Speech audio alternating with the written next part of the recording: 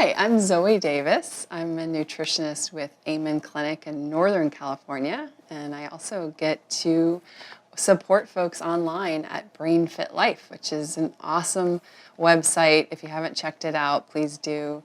It's our hub for brain health information, including recipes and brain games and specific protocols for your brain type. And there's also a great community forum on there where I support folks with questions about nutrition and lifestyle support for brain health. So check that out if you haven't. It's a great resource for you and your community. So today I'm going to talk to you a bit about what I get to do every day, which is support folks with nutrition and how nutrition influences brain health, brain and body health, right? So we talk a lot about using nutrition to improve function, brain function, right? Optimize brain function, improve mood, cognition, memory, energy. And so today we're going to talk a little bit about how we begin that conversation and some of the key takeaways for how food influences our brain health. So, we think of food commonly, at least in this part of the world, as, something that tastes good, something that's quick. What can we get in our busy days that's going to keep us going? And often those choices tend to be calorie rich but nutrient poor, right? They tend to be things that are quick, taste good, we can kind of consume without having to think too much, we can work while we're eating them, etc. Busy lives tend to influence our choices around that. And so we begin talking to folks about how food can actually be medicine, right? How can we begin to reframe our thinking about using food every day, as in many choices as we can throughout the day, choosing food to actually fuel us, actually use it for the nourishment that we require. We actually require these nutrients in order to function optimally. And when we don't get them, over time, dysfunction can start to occur. And dysfunction being sort of the first tier of symptoms that we might experience that can eventually lead to disorders or disease. So really like to try to begin a conversation about how can we use food as medicine. And we start with sort of the big picture, right? How you've heard, eat the rainbow, focus on whole foods. And that's really a simple principle that carries a lot of value and a lot of weight for how food can be medicinal. So let's start with the macros, the macronutrients. We got protein, fat, and carbohydrates, right? Our primary sort of basic nutrients. And we actually need those at every meal. We need to be having those at every meal. So I think about, a standard American diet. Often I'm talking to folks about, what are you eating right now? What is sort of your basic day? And it's very commonly, as you may know, you may experience or know folks who do this, in the morning it's something like a bagel or some cold cereal, right? Not getting a lot of value there, right? Getting mostly just carbohydrates, not getting much protein, not getting some healthy fats. And then maybe lunch on the go is a sandwich and some chips, right? So again, we're not getting a lot of variety. We're getting mostly carbohydrates, mostly processed foods. Maybe dinner's a little bit better. People tend to eat a little bit better at dinner in terms of having maybe their one serving of vegetables for the day. The standard American diet includes about 1.5 to 2 cups of vegetables a day.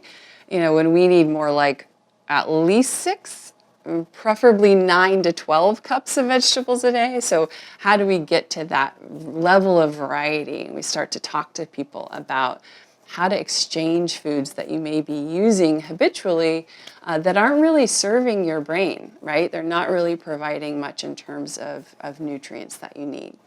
So these nutrients are essential, right? They're things we have to take in through our diet. The vitamins and minerals are the micronutrients that we have to take in. Our body can't produce all of them. It does a really good job of compensating as long as it can, but we start to break down when we're really insufficient in these micronutrients over time. So let's take one example. Commonly, 40 to 50% of Americans are deficient in magnesium. And magnesium is a micronutrient found in a lot of beans, lentils, nuts and seeds, whole grains. You don't find it in refined grains. You find very minimal amounts, 15 to 16% in a refined flour versus a whole grain, like a whole brown rice or quinoa or something.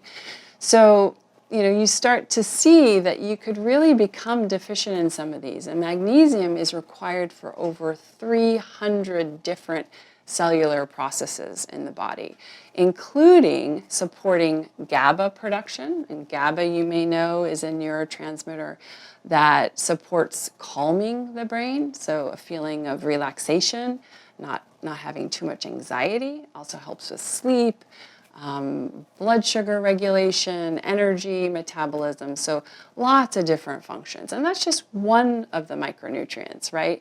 So if we're not getting a large variety of foods, we can quickly become deficient in some of these key micronutrients that we need to take in. And some people rely on supplements, right? And think, well, I'm just taking my, Centrum or my one a day or whatever it is, and so I can eat whatever I want. And the truth is we can't out-supplement our foods, right? We can't out-supplement our diet. We need to have the baseline, the foundation of whole foods. And then we can add in some, supplements, certainly for our individual needs and our individual biochemistry. But we've got to start with the basics. So, why? Why is protein important? Why are healthy fats important? Why are complex carbohydrates important? Let's talk a little bit about that. So, for the brain, we require certain amino acids. Amino acids are the building blocks to protein. So when you eat something rich in protein, like fish or chicken or bison or beans or legumes, you end up getting these amino acids that are, your body breaks down the protein into these amino acids. And certain amino acids are required for neurotransmitters to be synthesized. So for instance, serotonin requires tryptophan in order to be synthesized. So if we're low in protein, we may be low in tryptophan and not be getting enough for our body to actually do what it needs to do, which is produce serotonin, right? Same for dopamine. Dopamine, we have to have tyrosine in order to produce dopamine. So these amino acids become really important for neurotransmitter production, right?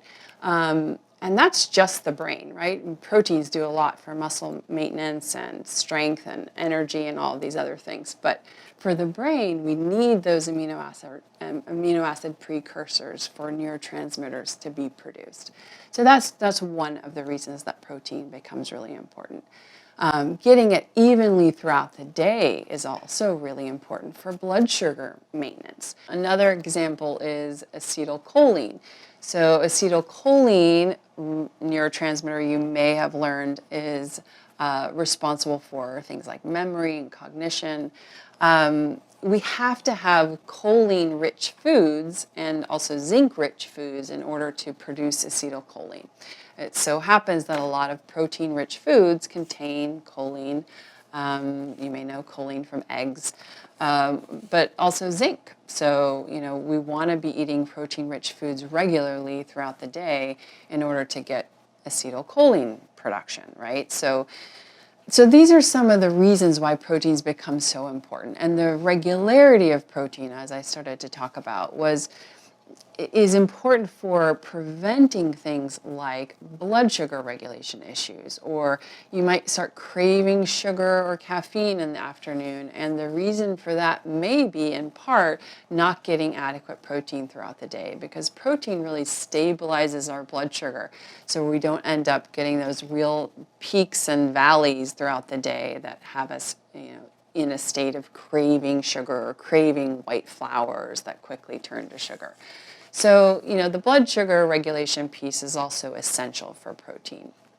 And the thing with protein that's interesting is as we get older, it actually, our digestive system starts to slow down a bit. So we may not be able to break down proteins as easily. So that may be a situation where, taking some digestive enzymes, Neurovite Plus has great digestive enzymes in there, or, drinking a little bit of apple cider vinegar before meals can really stimulate the digestive juices, so that we can begin to break down proteins a little easier. So sometimes it's a digestive issue if you're, eating adequate protein but not getting enough out of them. That can also be a factor. The next major category besides protein is healthy fats. And we talk a lot about healthy fats, and you hear a lot about omega-3s, right? The healthy fats. We want to make sure that at every meal and even at snacks that we're getting a little bit of healthy fat, because the healthy fats are what we need for cellular integrity. So the structure of our cells, the outside of our cells, is made up of fatty lipids, right? So we want to make sure that those are healthy fats we're taking in through foods like nuts and seeds, avocado oils like olive oil and avocado oil are great. Even fatty fish like salmon. We want to make sure we're getting adequate fats. And some folks I talk to, and I certainly grew up in an era where there was the non-fat, low-fat craze, and everyone was encouraged not to have much fats. Well, we know it's really the quality of the fat that we're having that's essential. We want to make sure we're getting adequate fats throughout the day. Fats are also important because they help us absorb certain vitamins that are fat soluble, that need fat in order to be absorbed. So those are vitamin D, A, E, and K, right? We need to have fats in order for those to be absorbed well. So eating fats regularly throughout the day, especially in the context of a whole foods diet, we're going to be not having to think about all those details, but getting in that variety can really help so that when we are eating healthy fats, they're being absorbed well, and those vitamins that require fats to be absorbed are getting absorbed as well. So that's proteins and fats, right? The next is carbohydrates, which is, focusing for us is on vegetables, whole fruits, some gluten-free whole grains as well. But we want those carbohydrates to be complex, and that means that they're slowly going to impact our blood sugar. They're not going to spike our blood sugar. So sugars and white flours, these really highly inflammatory foods, they really spike our blood sugar, right? And when we have a blood sugar spike because of so much sugar all at once, our body responds with insulin, right? It tries to balance that blood sugar with insulin. And when we're in a state of requiring a lot of insulin in order to compensate for the sugar that we're taking in, we're in this kind of overcompensation cycle. So the body takes in sugar. Let's say we eat, drink a soda, or we eat some candy, something that's just pure sugar. Our body has to produce a lot of insulin in order to respond to that, and sometimes can overproduce insulin, which can cause us then to crave more sugar. So it's just like this cycle we want to get out of, and the way to do that is really to make our meals whole foods based. So the complex carbohydrates are essential, and they're essential for what I talked about a little bit earlier, the micronutrients, those minerals, those vitamins, those plant compounds that are so powerful for their anti-inflammatory effects, for their anti-cancer effects, for their anti-cardiovascular disease effects. So they support all of these preventative they support preventing so many different diseases, but they also support blood flow, and they support bringing nutrients to the whole body, including the brain.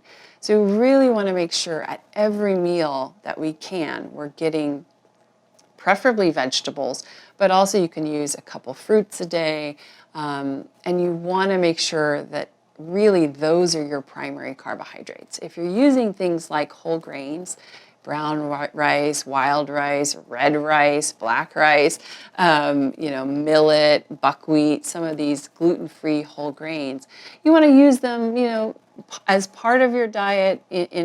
For some people that's really healthy, but you want to use them in addition to what are your primary carbohydrates, which are vegetables. And so, like, I went through sort of a standard diet I hear from folks earlier with a bagel, sandwich, maybe, a little bit healthier dinner. And that 1.5 to 2 cups that's sort of average for most Americans to have vegetables, it's very low, right? So we'd have to think about ways to add in vegetables throughout the day.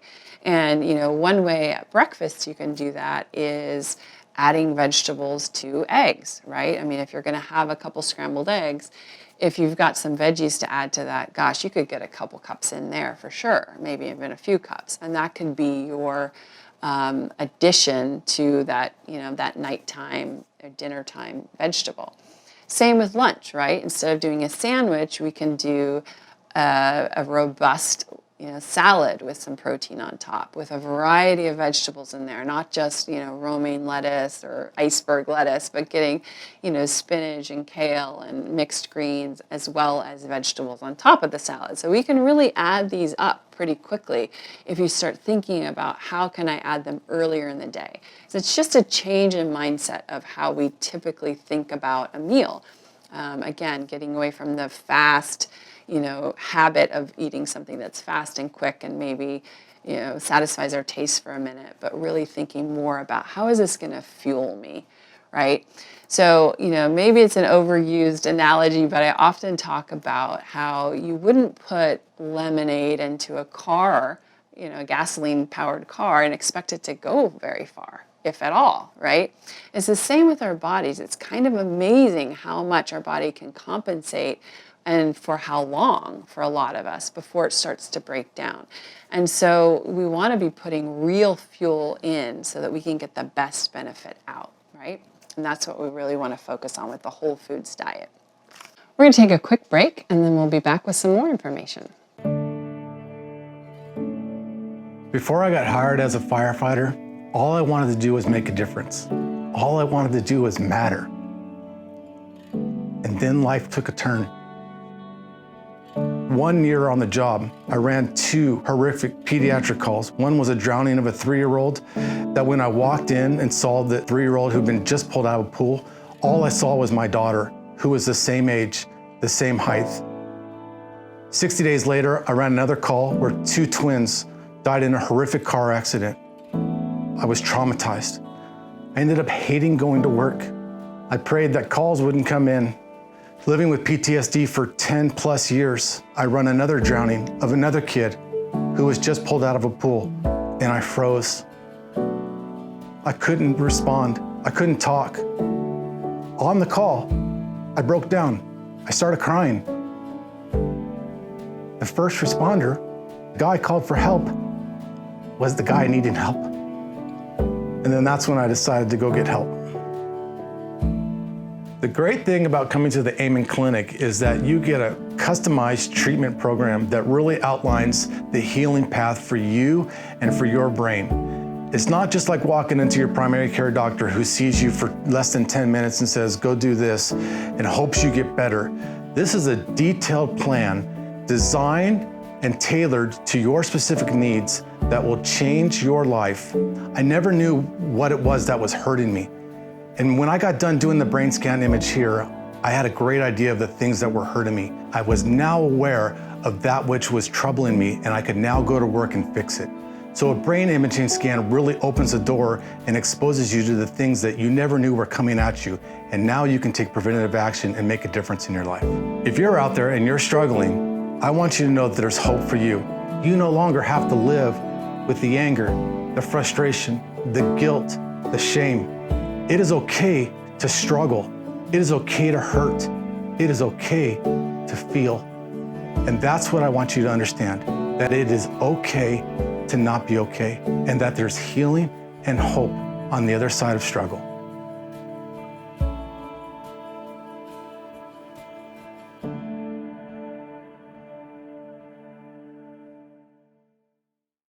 Okay, we're back. So, you know, the micronutrients, the macronutrients, we talked about those. We want to be sure with the variety that we're not just eating the same things over and over. Now, there's, something to be said, of course, about, prepping meals and having some that might repeat throughout the week. We want to really think about how can we increase variety of vegetables we're eating? How can we increase the variety of nuts and seeds that we're eating? Because what's largely not talked about is really how narrow our diets have gotten, especially at least in this country that I know of.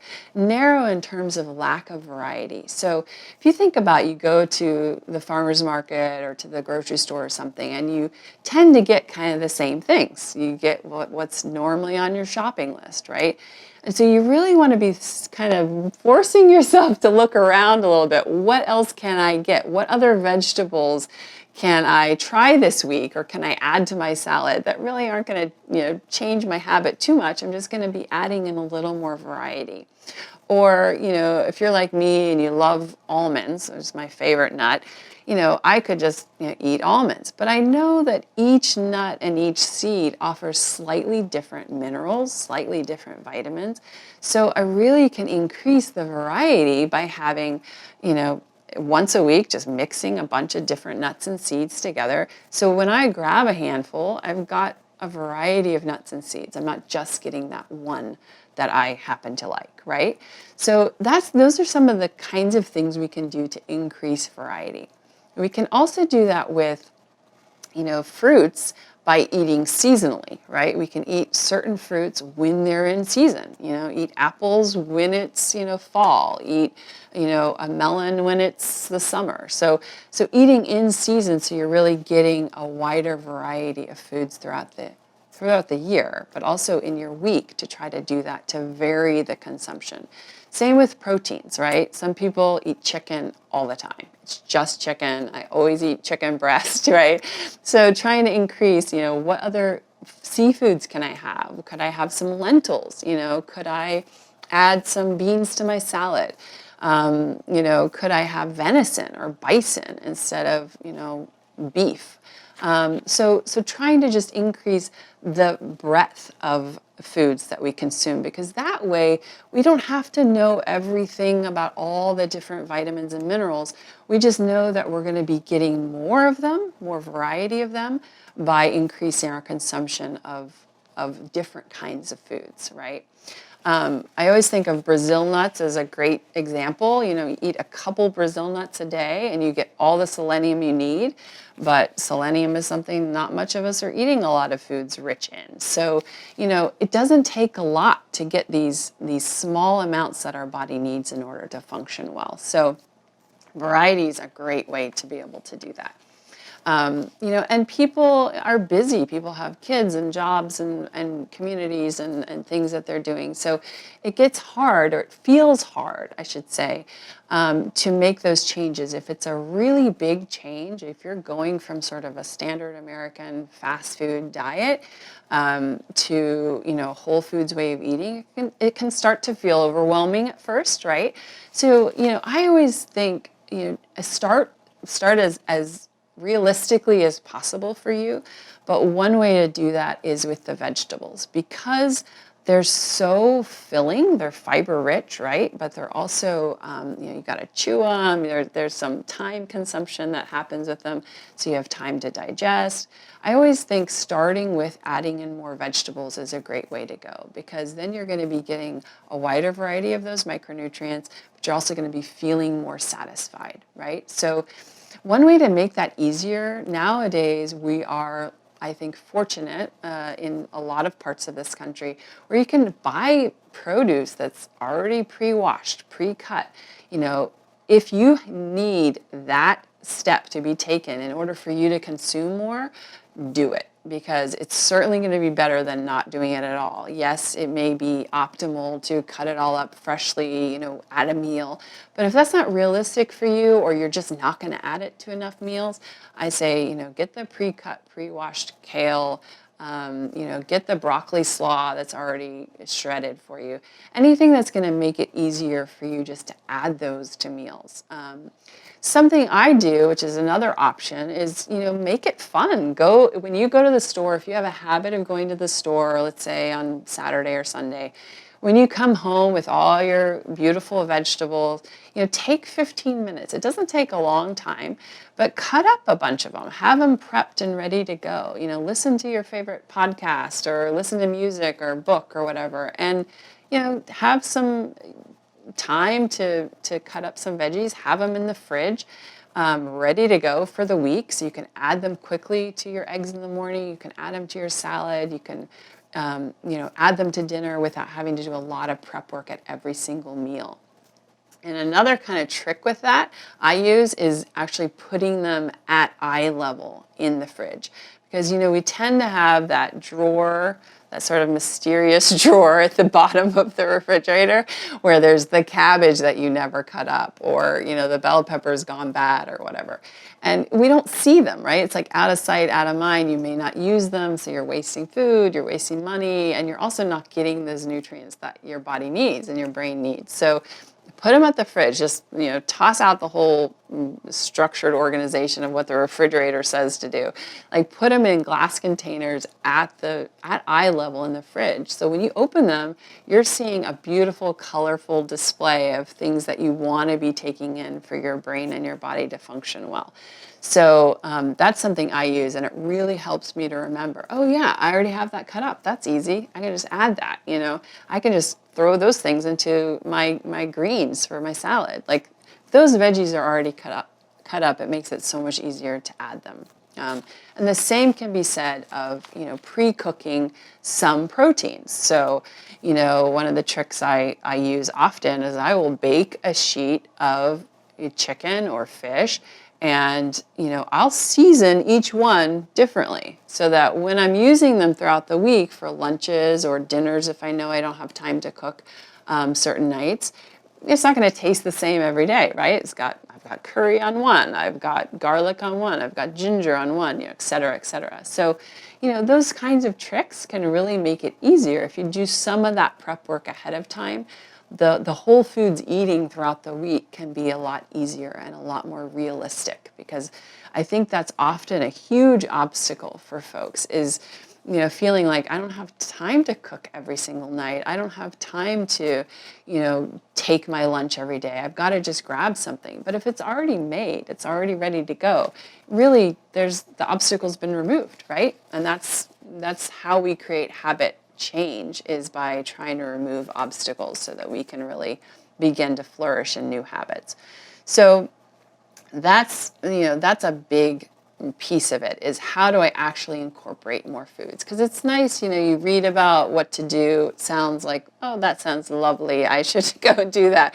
But then how do you actually implement it? And so those are a couple tricks I use. Cutting up a lot of veggies in advance so they're ready to go. You know, mixing mixing nuts and seeds together so that they're ready to go, grab as a snack, and pre-cooking some protein so that's ready to go as well. And then you can kind of throw meals together. It's kind of amazing how, you know, much easier that is if you do some of the prep work on the weekend. So the variety is huge. The you know, center on whole foods is huge. You're hearing me talk a lot about what to include, right? So emphasizing what to focus on. You know, all of this variety, all of this mineral and vitamin-rich foods, these plants that we want to be consuming. And why I do that is if you are focused on what you're trying to incorporate, what you're trying to pull into your diet, then it slowly weeds out the things that you're trying to avoid, right? You're trying to avoid the sugars and the white flours and the processed foods and the packaged foods and the trans fats and these things that we know are so inflammatory to the brain and inhibit function. But if you're focused on what I'm trying to include, those things just get naturally weeded out. We don't have to think so much about what we're avoiding, what we're eliminating, because sometimes that can really, people can get caught up in that and feel like I'm deprived. I'm removing all of these foods. And so what's left? It's like you've taken everything away, right? And so you start to feel that deprivation. And I laugh, but it's not really funny because people really feel that. It's like it's a real thing. You start to feel deprived. What happens? This is why diets don't work. You start to feel deprived. If you're just talking about everything you can't have, you start to want it, right? That sort of inner child comes out and we say, oh, I can't have that. Well, then now I just want it more, right? So really focusing on what you can have and what you really want to be having because it's improving mood, it's improving cognition, it's improving attention. These are things that we want for you. We want for you, we want for the community at large. So focusing on what you can have is really important. And then, the next kind of layer after we talk about whole foods and we talk about, the proteins and the healthy fats and the complex carbohydrates and the micronutrients, we start to talk about the quality of the food, right? And this is a big topic and, often is too much to talk about at first, but, what happened to our food before it got to our plate, right? And really focusing on organic options as much as possible so that we're not taking in pesticides when we are eating our vegetables that we want to be eating in abundance, right? When we talk about the quality of animal foods that we're eating, the wild fish versus the farmed fish, the pasture-raised chicken versus the industrial centers where they raise way too many chickens in a small amount of space. So the quality of the food really does matter, and research is starting to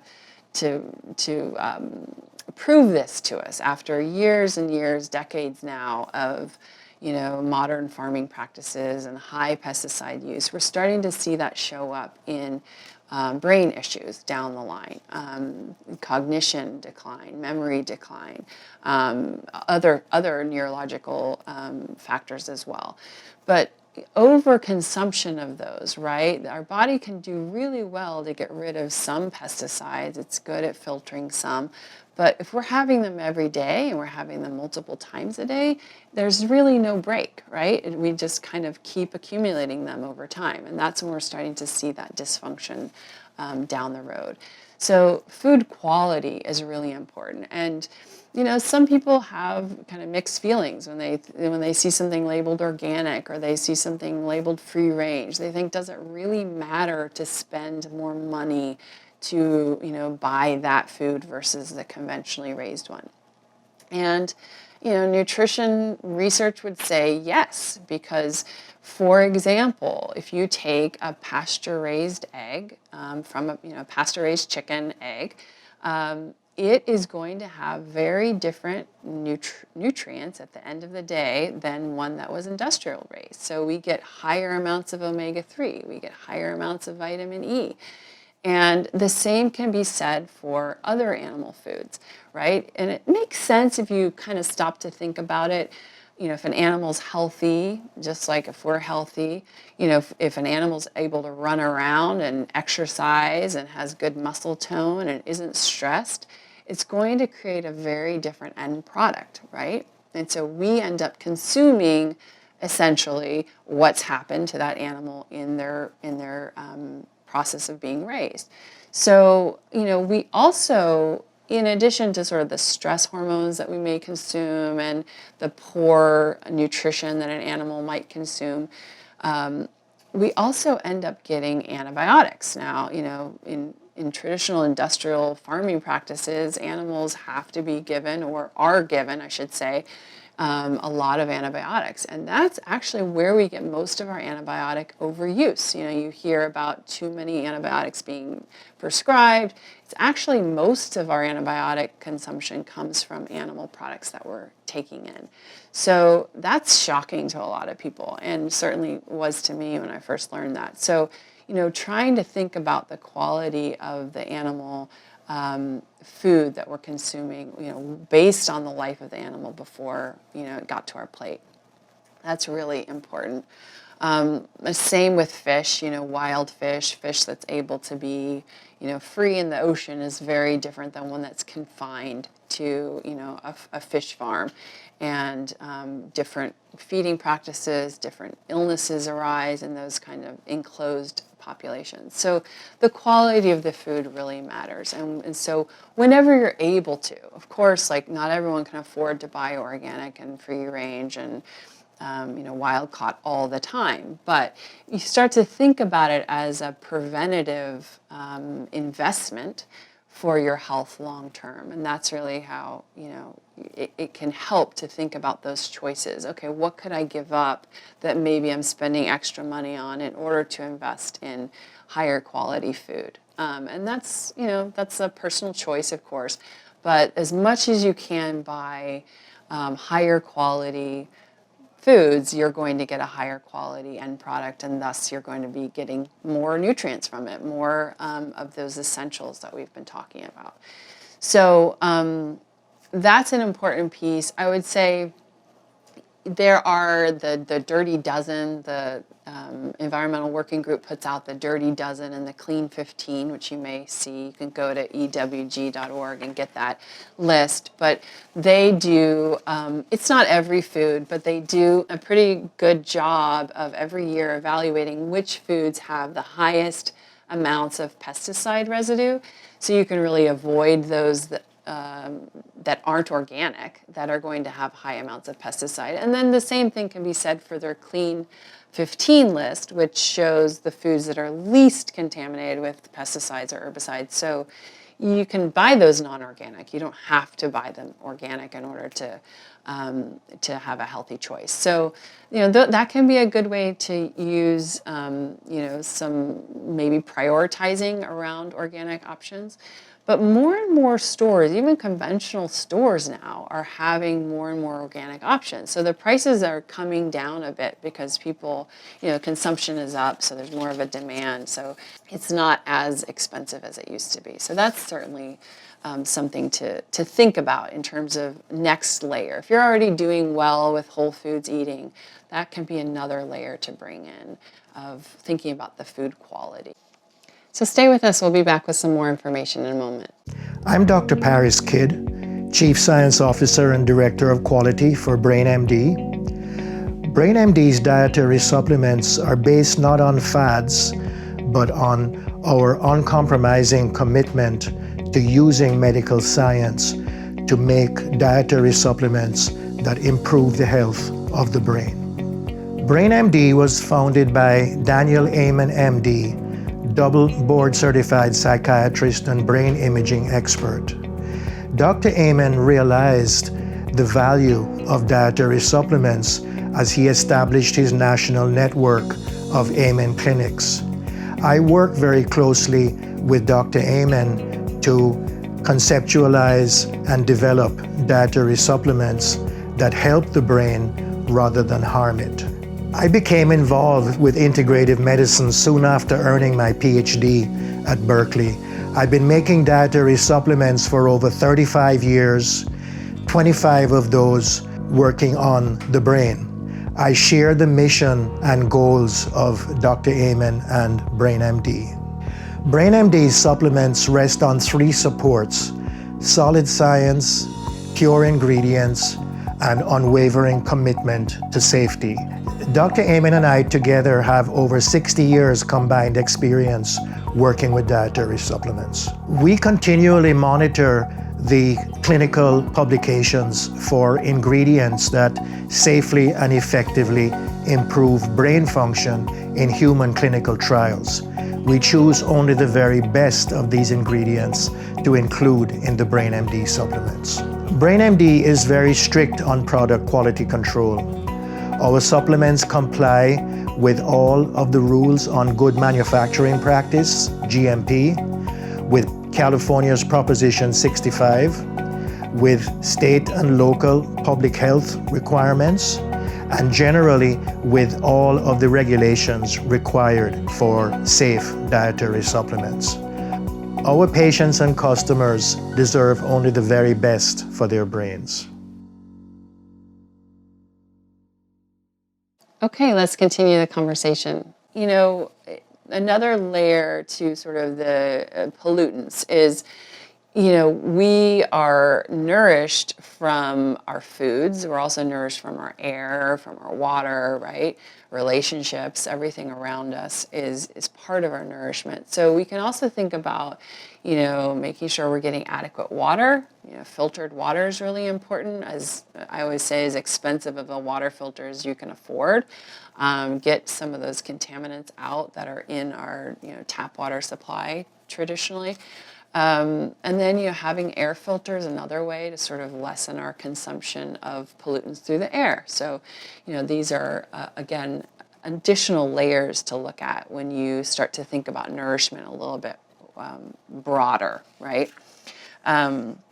So if, you know, I mean, we're all exposed to environmental toxins every day, right? But we know that our body does a great job of trying to get rid of a lot of these. Some of them are harder to get rid of than others, right? So certain things like mercury, which is high in a lot of large fish, right? And I'm sure some of you are aware of, you know, trying to avoid certain fish, you know, shark and certain tunas and mackerels and things that have high levels of mercury, because it's really hard for our body to get rid of mercury. It's one of those that's hard to detoxify or biotransform.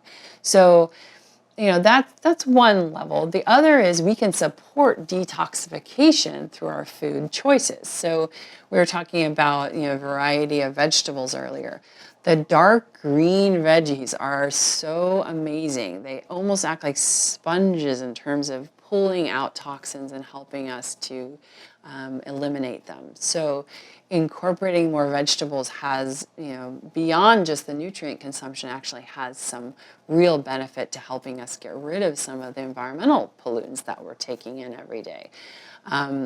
So detoxification is incredibly important when we talk about nutrition. And it's not like you have to do a cleanse, right? It doesn't have to be like a sort of a program. I mean, it can be.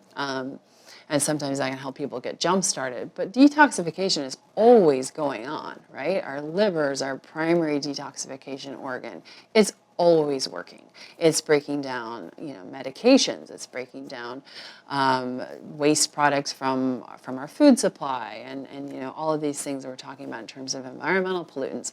And our liver's one, so we really want to support our liver. The way we do that is through, you know, these healthy food choices we've been talking about, but also really emphasizing certain foods that help with detoxification. Folate-rich foods really help with detoxification. So we talk about the dark leafy greens, you know, the kale, the Brussels sprouts, the spinach, the arugula. These darker greens are really going to help us with detoxification. So the large intestine being a very, very important organ as well to make sure that we're getting rid of those waste products, right? So we talked about the liver, the large intestine, you know, always evaluating how are people doing in that way. And most people are shocked to hear that it's healthy to have bowel elimination for every regular meal that you're consuming. So, you know, people kind of think, oh, once a day is good, right? Or, well, if you're consuming 3 meals a day, really optimally, you should have 3 bowel movements a day. So that's how we know the digestive system is working well and the elimination is working well. So, you know, it's one way we can gauge kind of how someone's doing. Other organs of detoxification, the skin, right? So we want to be sweating regularly. That's really important. Of course, we need energy in order to be able to do things that we're going to be sweating regularly. We need hydration. So, the food piece comes into play with all of these different avenues of detoxification as well. What we put on our skin is another form of nourishment. So, we want to be putting products on our body that, we would really eat, right? Because it's coming in through our skin, and we want to make sure that we're not absorbing a lot of extra toxins through body care products. So, one of the apps I use very often is called Think Dirty, which you can look up products, body care products on there, and see which ones have the cleanest ingredients. And you can kind of, vary your purchasing choices based on, what are you taking in? What toxins are you taking in? Because that's another form of nourishment, right, through our skin. And what comes out, right? So we want to be sweating. There's a lot of benefit to regular exercise or sauna use for sweating to help support detoxification that way as well. And of course, we've got to be drinking plenty of water. The lungs are another organ of detoxification in our breath, right? So deep breathing, we can use that to help get rid of toxins that accumulate in the lungs. So, we talk a lot about diaphragmatic breathing, so breathing where the belly is actually able to expand when you're breathing. So those deep breathing practices can really help with detoxification as well. So kidneys are another one, filtering waste as well. Really important to keep those hydrated and healthy. So, those are some of the organs of detoxification we talk about, and supporting them nutritionally is very powerful. So we can lessen the toxins we take in, but we can also support our body to be getting rid of them through, vegetable consumption, high fiber, some of these micronutrients that we've talked about. Protein, really important for detoxification as well. So, talking about deep breathing, one of the things we can use around food choices and around meals is actually using breath, deep breathing before eating. And the reason for that is we can engage the parasympathetic nervous system when we are in a state of relaxation before eating. We don't want to be eating when we're in a state of stress, when we're having a difficult conversation, when we're worried about something that's about to happen. It's best to just wait until we're able to calm ourselves enough, because that parasympathetic nervous system engagement helps with the digestive system. So it helps with the mechanics of digestion. We were talking about earlier how when you get to be older, your digestive system kind of slows down. Well, one way to help is to engage the parasympathetic nervous system before meals. So, often I'll tell folks just, put your hands in your lap, take 4 or 5 deep breaths before you start your meal. You're going to actually be helping with the mechanics of digestion, preparing your body to release the enzymes needed to break down the foods that you're taking in. So we can really support the digestive system and support our nutrient absorption by engaging that part of our nervous system. And that kind of leads us into discussion of what you may have heard of as the gut-brain axis, right? So how is the gut related to the brain? How does it communicate with the brain? Well, what's fascinating to learn about, and we're learning more and more about this, so it's sort of I would say evolving area of research, is that there is a nervous system in the gut that is independent of the central nervous system, and that's called the enteric nervous system. And there are actually more neurons in the gut than there are in the spinal cord, right? So millions and millions, I think it's hundreds of millions of neurons in the gut. So there is all of these neurological communication going on in the gut, and that is communicated to the central nervous system through this enteric nervous system pathways. So what goes on in the gut, the health of the gut, what nutrients we're taking in, how healthy our microbiome is, which we'll talk a little bit about, really communicates important information to that nervous system that's then communicated to the brain. So one of the things that's fascinating to learn about is how many neurotransmitters are created in the gut. Serotonin, 90 to 95% of serotonin is created in the gut. That's a lot of serotonin, right? And what we were talking about earlier with certain foods promoting serotonin production or certain foods encouraging serotonin synthesis, we want to make sure those are going on, because then if that serotonin is produced in the gut, that's communicated through neurons to our central nervous system like, hey, we're okay, things are good.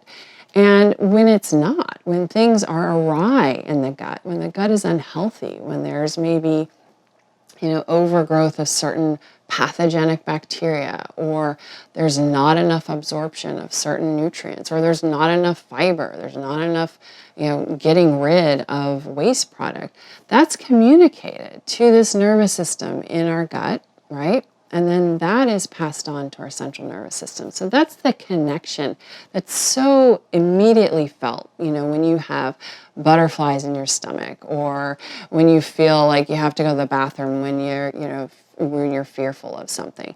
So there's that connection. It's always communicating between the neurons in our gut and the neurons in our brain. And it's just a fascinating access to think about, and how we can impact that by encouraging a healthy digestive tract. And so some of the ways we talked about that with food, with providing certain nutrients. But then the other point of that is we can actually stimulate what's called the vagus nerve that goes between the many organs, but in this particular case, we're talking about the gut, what goes between the gut and the brain. That vagus nerve can be stimulated through things like deep breathing, which we talked about earlier. We talked about that engaging the parasympathetic nervous system, but also through things like singing and humming. So we can actually create this I would say opening between the gut and the brain by doing some of those activities. So there's more research into vagal stimulation for increasing the capacity to communicate between the gut and the brain. And that's just a fascinating area, I think, to think about. And it's why the gut is so important to think about for brain health, because there is a constant direct pathway. And there's a lot of information that's given based on the health of the gut, because this is what we're taking in from the outside world. What do we have to work with here? And when the gut communicates it's not good, or it's deficient, or it's got pathogens going on, or there's too much toxicity, that's communicated to the brain, and then we see symptoms arise. So that connection, I think, is really an important one to keep in mind as to why this conversation about nutrition and nourishment is so important. And then I'll just finish by talking a little bit about nourishment on multiple levels. So, for most people, knowing what to eat and then going and doing it is not necessarily so simple, right? Usually there's some emotional involvement, right? Either people are, socially or environmentally or emotionally using food for things other than nourishment, right? That's just that's the way of the world. We use food for lots of other reasons. Familial connection, cultural connection, things that remind us of certain good memories from childhood. So there's lots of emotion around food. And what we try to bring awareness to is, how do you decipher when you're using food for fuel and nourishment, and when are you using it because you have some other unmet need, right? Are you using it for something other than what it really is there for? And that's where we get into topics of emotional eating, and how do we satisfy, how do we nourish ourselves with other things in our lives so that we don't have to get it just from food. And there's a great exercise you may have heard of called HALT. So HALT, right? It's an acronym for some questions you can ask yourself before eating if you tend to be an emotional eater, if you tend to be eating for reasons other than hunger, essentially. So, which I think everyone does at some point in their life, but some people are more inclined and more aware that they use food for emotional reasons. So HALT is a great exercise because it asks us, are you hungry? So that's the H. Are you angry? That's the A. Are you lonely? That's the L. Or are you tired? That's the T. And of course, there's much more emotions that could be involved, but it kind of gives you an idea of questions to ask yourself if you tend to be more of an emotional eater. You know, am I really hungry? Great. Let me find something nourishing for my brain and my body to eat. So that's, you know, satisfying that hunger. If I'm angry, if there's some stress going on, if I'm frustrated because of something that just happened, what can I give myself to meet that need? Because you don't want to ignore the need. The need is absolutely important and needs to be attended to in a healthy way. So how else could I attend to anger? Could I talk to a friend? Could I, you know, write out my feelings in some sort of journal? Could I go for a brisk walk? You know, could I do some meditation? How do I attend to that anger before, you know, going to food? Let me try something else to attend to that need. Same thing with loneliness. That's a big one. People use food for boredom, or they're lonely, or they're sad. And, you know, there are those foods that will temporarily make you feel better, right? The sugar may temporarily make you feel better, but then it's going to drop you and kind of leave you on your own again. So how do I attend to loneliness? And this may be a bigger question like, I need to build community, I would like to make more friends. How can I go about doing that? What activities could I get involved in? Or do I just need to spend more time with the people that are in my life? So how do I attend to that loneliness? And then tired is a big one. You know, I was talking about earlier, people often go to caffeine or sugar in the afternoon to kind of get a pick-me-up.